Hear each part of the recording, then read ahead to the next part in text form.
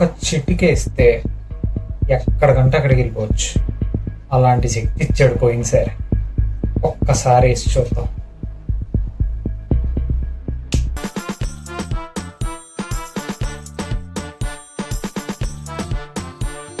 భక్త,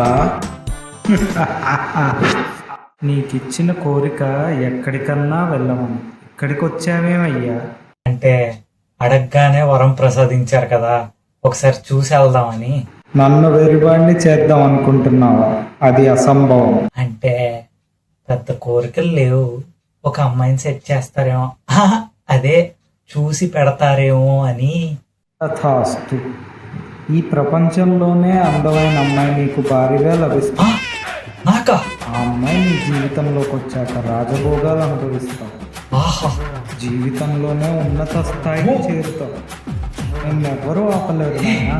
నీకు తిరిగే లేదు. ధన్యుణ్ణి తండ్రి, ధన్యుణ్ణి. ఇంతకీ ఆ అమ్మాయి? దా దా దా, నువ్వే దా దా దా దా. పుడుకుంచాలే. ఇదంతా కళ.